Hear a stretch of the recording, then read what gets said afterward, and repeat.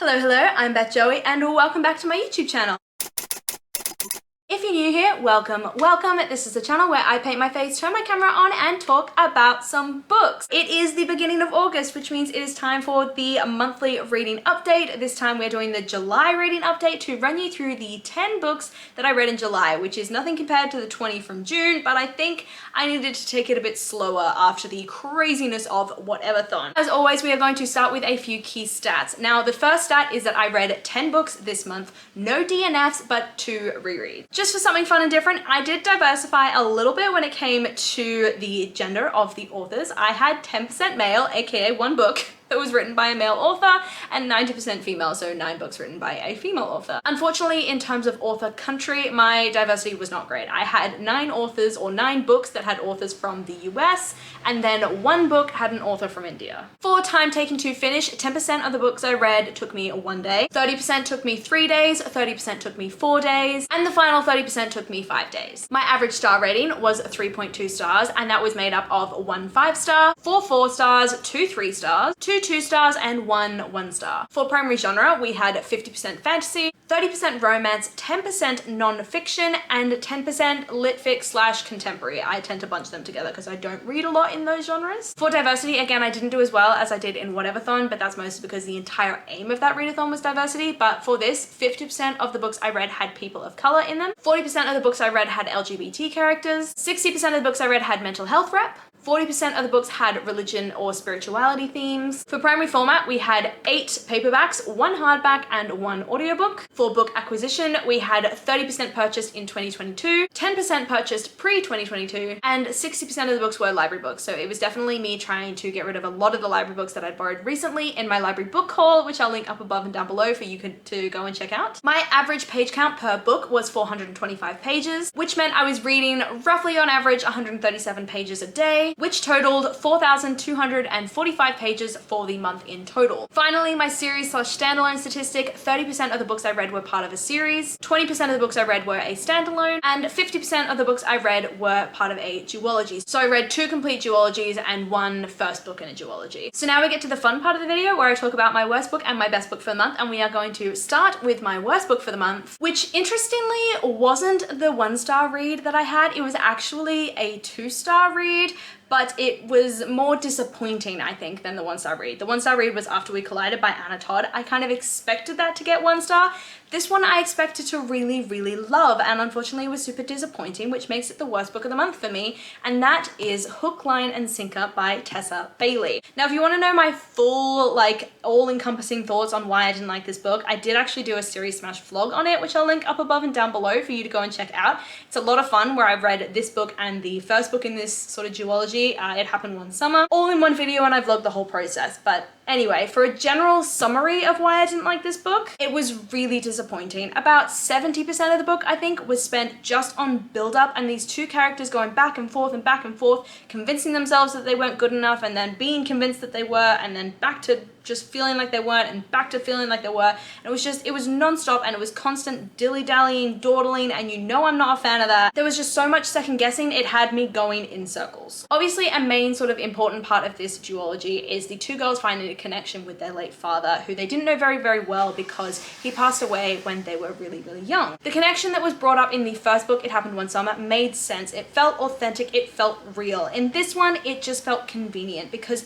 there was no element that was sort of hinted to in the first book, when there were lots and lots of other elements about like the romance and stuff that was hinted to in the first book. It was only really started in this one, and that made it feel really convenient. I think Hannah, the main character in this book, was a bit of a sucker. I lost a lot of respect for her for just how much she put up with. I think there's definitely an argument to be made for, you know, if you're entering into a relationship with a person who has dealt with a lot of trauma, then you have to be forgiving and you have to have patience and give them time to heal. But the things that Fox put her, I think his name's Fox, yeah, the things that Fox put her through and the things he said to her and the way he treated her in certain situations, I was like, honey, bye. Like, get out of there. And then finally, for me in romance, I love the third act conflict. I love the drama and the angst. I always look forward to that little bit, and I look forward to finding it super enjoyable and angsty and the groveling. But for this, the third act conflict was just a repeat of the argument and the issue and the conflict that they'd been having for the entire book.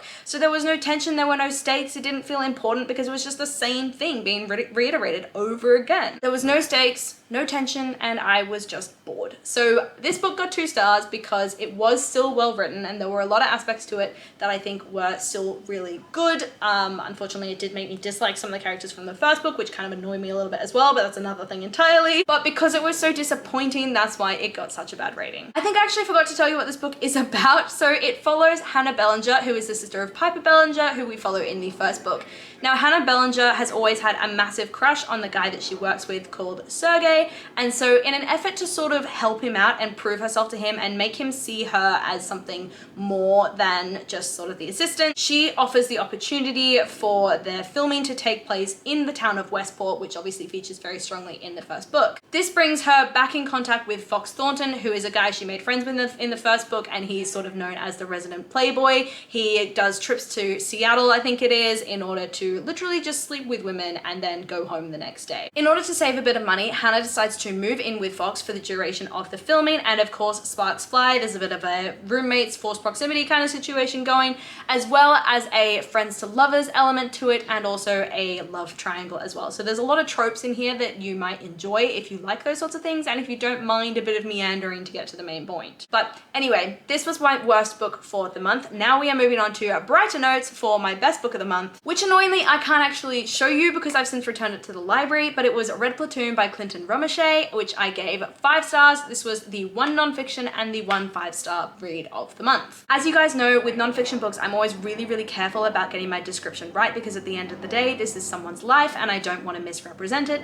So I'm just going to read what it says on the Goodreads profile, which is the only comprehensive first-hand account of the 13-hour firefight at the Battle of Keating by Medal of Honor recipient Clinton Romeshay. It doesn't get better. To us, that phrase nailed one of the essential truths, maybe even the essential truth, about being stuck at an outpost whose strategic and tactical vulnerabilities were so glaringly obvious to every soldier who had ever set foot in that place, that the name itself, Keating, had become a kind of backhanded joke. In 2009, Clinton Romeshay of Red Platoon and the rest of the Black Knight Troop were preparing to shut down Command Outpost Keating, the most remote and inaccessible in a string of bases built by the US military in Nuristan and Kunar, in the hope of preventing Taliban insurgents from moving freely back and forth between Afghanistan and Pakistan. 3 years after its construction, the army was finally ready to concede what the men on the ground had known immediately. It was simply too isolated and too dangerous to defend. On October 3rd, 2009, after years of constant smaller attacks, the Taliban finally decided to throw everything they had at Keating.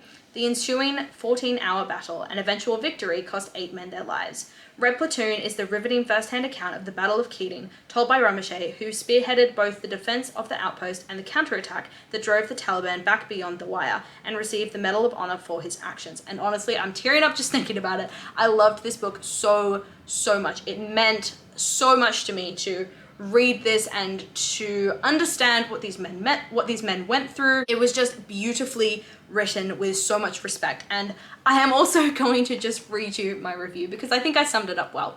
And I said, Red Platoon was indescribably mesmerizing. The writing of the story was both beautiful and gruesome, so much so that you can tell the immense amount of care that went into ensuring the events of that day were accurately portrayed and the bravery of the men was respected.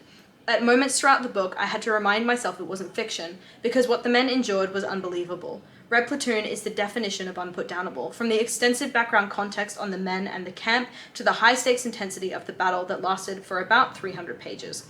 Plus, the use of imagery was just further proof of genius, being the perfect tool to put the reader in that camp.